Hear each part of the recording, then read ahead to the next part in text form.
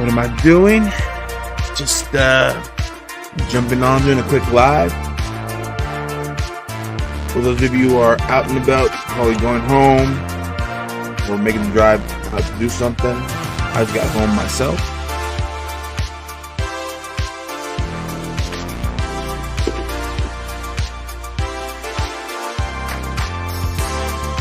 Got myself a little Whataburger.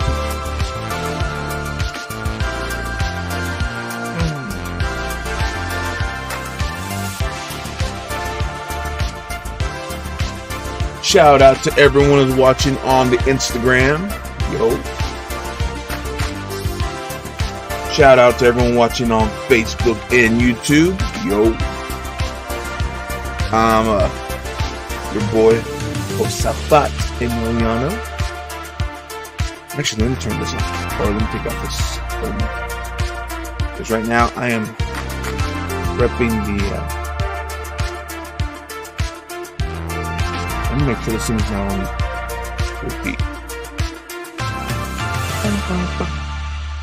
And with that, the music is gone. Hey everyone, how's it going? Nothing serious right now. I just wanted to jump on and do a little live this Saturday, since Wednesday I wasn't able to do the show, simply just due to complications in my or conflict in my scheduling. Basically, work didn't let me out when we originally intended to. But moving forward, we'll be able to. My Wednesdays are going to be more free for me to be able to do my show at that time, which is 7:35 Central Time. But I did mention I'll jump on and just do a little live. Cheers, bro. Right back at you. Is it Mike Brin? Welcome to the live. Welcome to Instagram. Hey, Rockstar. Thank you for jumping on. And I just wanted to get here and make a presence. I really didn't intend to talk much. But as I was driving back to Andrews, America, from Odessa. Today was a busy day. Today I went back to Odessa, Texas, to spend some quality time with family. Had family coming in from San Antonio, family coming in from Dallas, and my brother and I agreed to go have lunch with them. And after lunch, we did a little shopping, and then after that, I went to go get some things that I need for work. Then I went to go watch my nephew play basketball in his little league, or whatever you call it. So it was pretty cool. They won. It was interesting watching little kids play basketball, and the refs that were overly zealous. I get it. You gotta play by the rules, but sometimes it felt like they were a little bit too over, like strict for just a bunch of kids. Just let them play, coach. Just let them play. But anyway. But I'm not a coach. I'm not a basketball coach, and I'm not a basketball referee, so I'm not the guy you need to talk to about that. But other than that, it was cool. And on my drive home, well, for dinner, I grabbed some Whataburger.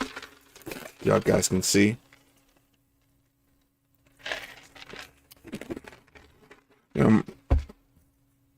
My drive home, I was like, I'm going to jump on live. I want to share something inspiring, something encouraging. That's August Lewis. What's up, man? You left a very good impression on my nephew Emilio. He said you talk a lot about shop, and he told me to reach out to you and keep in touch with you. So one of these days we need to reach out and don't put it on here, man, but send me a message, your number, and I'll text you eventually. But yeah, he had a good time talking with you back at last week. So it was good to see you too, man. It was good to catch up with you and see you. And yeah, like I'm back here in Andrews, America, working today. This week was my first full week as the new safety manager for oil spill cleanup. For all of you who know about my journey, and there's a lot of learning. I even went and did my training so I could be out in the fields. And we had some long days, but it's okay. I'm getting a feel for what I need to do and what I need to bring to help the company, to keep them safe, to keep them under integrity. I'm there to protect, first of all, the lives of my men. I'm also there to protect the equipment, the environment, and also I want to protect the reputation of the company because they're good people, and we want to have work in integrity, which is what I'm focused on as my job. But anyway, I'm not here to talk about that. I did want to, like I said, I was driving back from watching my nephew play in Odessa and back to Angels America, and I wanted to just jump on. I thought I'd just be chill and just just come here and see if anyone jumps on and wanted to talk. But I kind of wanted to go back because Monday I did do the live in my Sacred Men's Co group, and the topic that I discussed. It's funny, it's funny how when you tend to focus on a topic, suddenly it seems like everyone else starts talking about this. Like your podcast you listen to, the influencers you pay attention to, some of your leaders, they all tend to bring the same topic when you are kind of fine tuned. I believe the movie or the book, the Secret, hones in on that. When you focus on what you want, the universe will bring it to you. I'm not here to talk about that. But it's funny because like I was recommended a book called The Subtle Art of Giving an F. It's really, really, really good little read. But I did the audiobook. But the last chapter also tilt on the topic from that the other book I was talking about, the first chapter, dealt with. And it talked about the acceptance of death, the acceptance of the fact that we are mortal. That sobering idea that the time you have here is limited. And so once it's gone, it's gone. And a lot of us, that's the wake up call we need to get off of our butts and getting gear and doing what we were wanting to do, doing what we've been dreaming of doing since we were younger. And I don't know what it is, or why we tend to drag our feet, why procrastination tends to be our best friends, which maybe it's a way to protect ourselves. Right on. According August Lewis says that's a good book. That's a really good book. The Subtle Art of Not Giving a F. But the book that I quoted at my Sacred Men's Co, I quoted the first chapter from it's called The Bachelor Pad of Economics. Bachelor's Pad Economics by the economist Aaron Clary. But the first chapter was devoted to that, the realization that you need to know this: you're gonna die. Which it could be a good thing or a bad thing for some people, especially if you are going through just maybe your life is not what you want. Good news, it's gonna end, or or maybe it is the great thing, the greatest life you've ever lived or could possibly live. Well, that you need to cherish it and enjoy it because you're gonna die. It's that kind of thing, and I'm not here to make light of the topic of the subject because it hurts, especially if we've lost someone. And the reason I shared with this is because last week, my uncle passed away, and we celebrated his moment. Got to be there for my family, my cousins, and it hurts, but at the same time, we also celebrate because the pain that he was going through, he's no longer going through it, and we are people of faith, so we believe that he is in a better place. He is now with our Creator. He's with our Savior.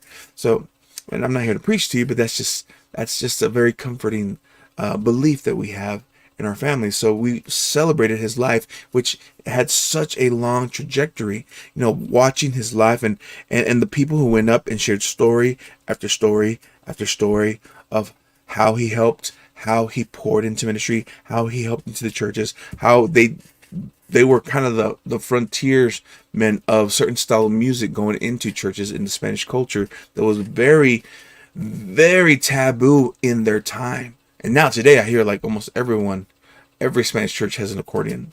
But back when they were starting, that was something that was a big no-no in those small groups, but yet they were the forerunners of that. And just story after story. And here's the thing: I'm not here to speak ill of my uncle, but he wasn't, by far, he was not the perfect man. He had his limitations. He had his mistakes and such. And I'm not here to focus on that, but I'm just saying that regardless of being an imperfect person, in the long run, at the end, a lot more people were able to come up and say, look at the good things he did. Look at the amazing things he did. And that is a legacy worth celebrating. That's a legacy worth living. And a lot of people don't realize that, or need that realization, because in those moments when we lose someone, we realize, hey, our life is also coming to an end. I've shared this before in one of my talks 2 years ago or 3 years ago, when my other uncle passed away suddenly. And then 2 months after that, when my cousin passed away suddenly. It was like a double shock to the system of just death after death of people we didn't even expect them to be going that soon. Which, to me, I took it personally and realized, hey, time is not guaranteed. Tomorrow is not promised to me. At a moment's notice, I could be closing my eyes here on earth and opening up in the other plane. And I'm not here to kind of, let me just finish my thought. And that thought I took with me. I went back to Nashville and I looked at my situation, because I was looking at my uncle's life and my cousin's life, and when we celebrated, and how the people around them were celebrating them because they were living life to the best, to the fullest that they could possibly live. They have beautiful families. They were able to, heck, my uncle literally read a poem about saying goodbye to his sons a few days before he passed away at his church, and they recorded it as though he was able to say his goodbyes. Here's the funny thing, because my grandpa was the same way. My uncle's father, he was, by all means, he had been in and out of the hospital for little things, but whenever he finally felt, you know what, he, in his heart, he's like, he was ready. He's like, I think it's time. And he's like, I need to go to the hospital. And he went in with a few days, he was gone. Just as quick, like he understood. He did his life and he was ready to move on. But he had lived such a legacy. Anyway, I took all that, went back to Nashville. I was thinking to myself, I was seeing my circumstance of what I was doing, just trying to figure out how to survive. Because COVID was a eye-opener for a lot of people, especially those who lost careers, who lost just a lot of things that they thought wasn't going to be taken away from them. And they found themselves now in a whole different mindset, or just trying to survive. I found myself no longer in the career that I was enjoying, but I was just doing work to just get by and get things done. And I remember asking myself, listen, let's be conservative. Let's say I get 10 more years, guaranteed 10 more years. How do I want to spend those next 10 years? Do I want to spend still doing the same mundane thing, just making enough to pay the bills, or and just get by with it? Or would I want to spend the rest of my days doing something that literally mattered to me, that really mattered, that I can say, this is my legacy that I want to pour into, which to me was the show, which was speaking and such. And I said, you know what? I might not live the richest, but I definitely want to be the happiest. And if I only have 10 more years, conservatively of speaking, be it 10, be it 20, be it whatever, I want to spend these days living my life, my greatest story. And it took that realization that someday I'm going to die. Could be 10 years from now, could be 5 years from now, could be tomorrow. But I want at least to say that when I go, that at least this moment, this time, I lived my greatest life. And that started to change my value system, started to get me focused on what really mattered, and help me set up the boundaries, highlight the values that really mattered to me. And that's how I was able to start putting things in place. And once I had my values, my boundaries, Then I started seeking opportunities that lined up with my modus operandi, my MO, that were going and leading me towards that greatest story wanted that I wanted to live. And even this job opportunity, this career as a safety manager, when it was offered to me, I had to step back. I thanked them because they offered it to me over the holidays, and like, well, you know what? Let me step back because I'm working on something. I'm mentoring men. I'm working on this. But let me step back. But as I stepped back, I prayed about it. I meditated about it. I realized, this is actually in tune with my value system, because again, I'll be working with men. Again, I'll be helping to keep them safe. I'm also giving them a chance to be creative and create something that's going to outlast me, and be of value to those who need the instruction, who need these courses, these evergreen products that I'm creating. And I'm like, or evergreen. Did I say evergreen? Evergreen? Whatever. It's awesome because now the things I'm doing, the work I am allowing myself to dive into, it's hard work, but it's fun. It's rewarding in more ways than just monetary, because it lines up with my values, with my heart, or where I decided, even if this is what I'm going to do for the next 5-10 years, or if that's all I have left, at least I'm going to go out with a bang, because I'm going to do the best in what I enjoy doing. And I'm going to leave the legacy that I feel is in line with me. And so that takes me back to that idea,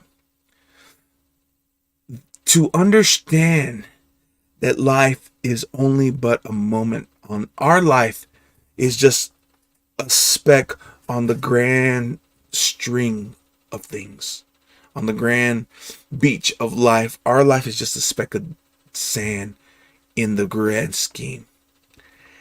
But regardless, your life can still be the best story you could ever live.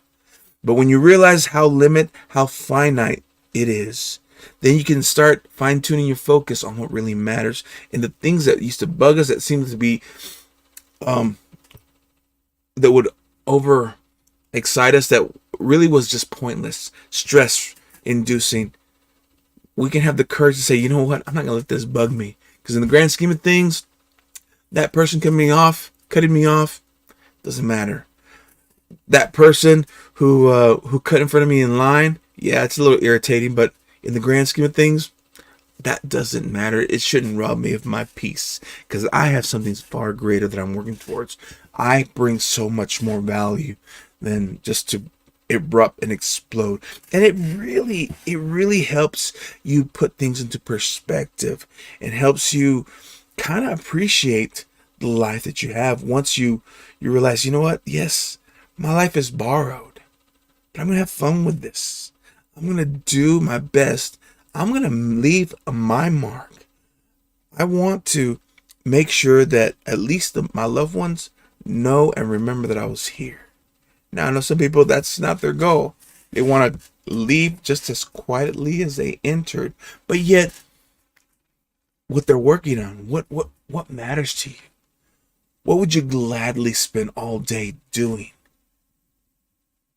And then ask yourself, is this something that I want to do all the time, or don't want to step on anyone's feet, because work is important, money is important, because you need it to pay your bills and such.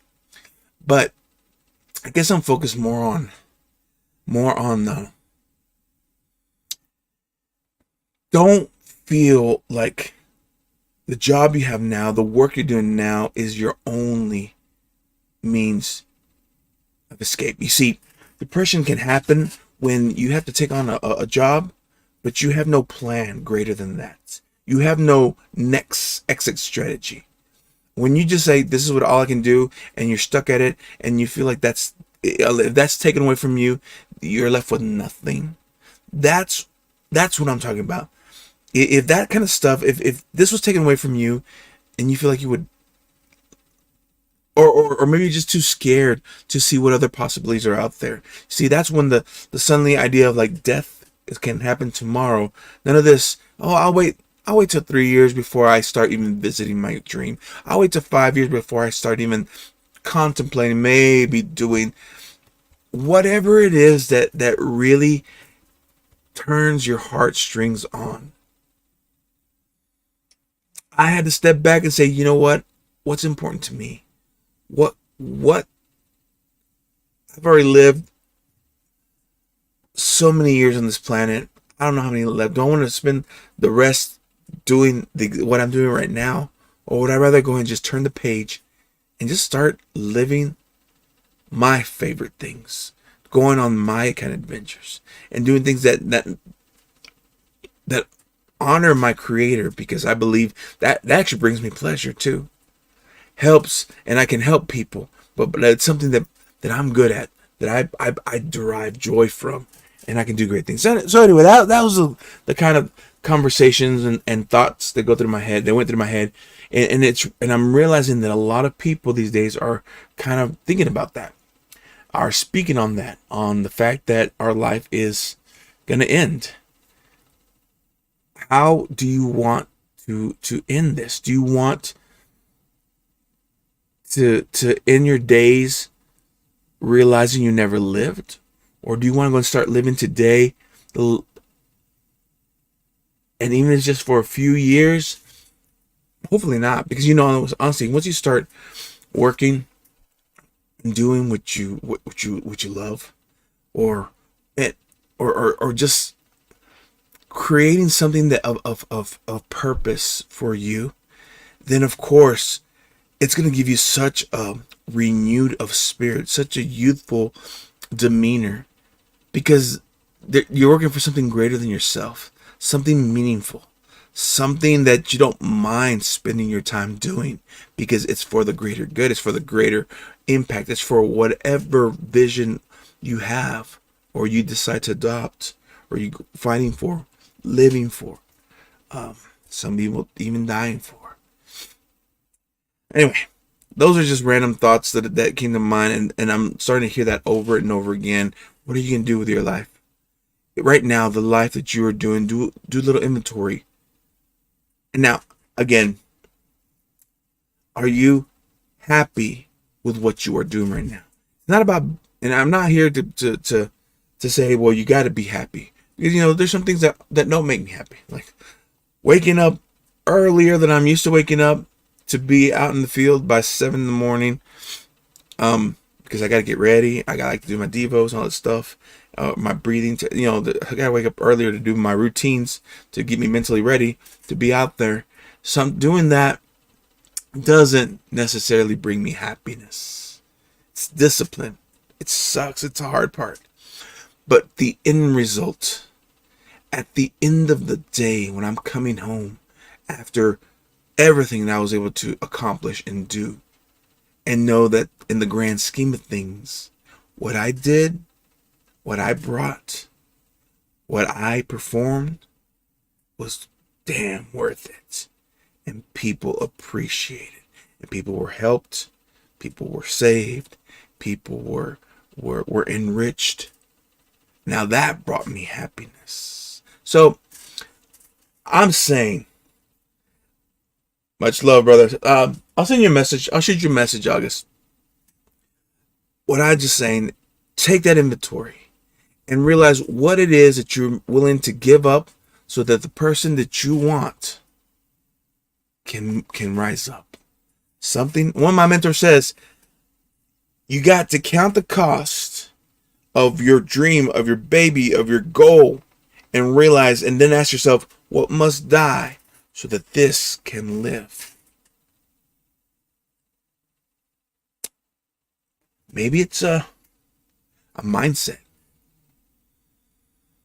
Maybe the way your self-talk, maybe that needs to die so that the valuable, awesome version of you can live and create and influence and inspire and help bless.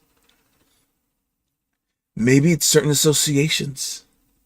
Doesn't mean you hate the people, but they're not serving you right now because they have a limited mindset. They're those crabs in the bucket that keep pulling you off. And you can say, you know what? I need to let that quality time that I was spending on them, I need to stop spending on them and let that relationship kind of like I'll say hi to you in Christmas time, whatever. But I want to focus my strength and my energy on the relationships and networking that's going to build me up to where I want to go. Maybe what else needs to die? Maybe those sacred cows. There's a book called Sacred Cows Make the Best Hamburgers. And it's built on a lot of those ideas and thoughts, traditions that we've adopted, that we deem sacred, but those are the very things that are keeping us from attempting and gaining our dreams, gaining our goals.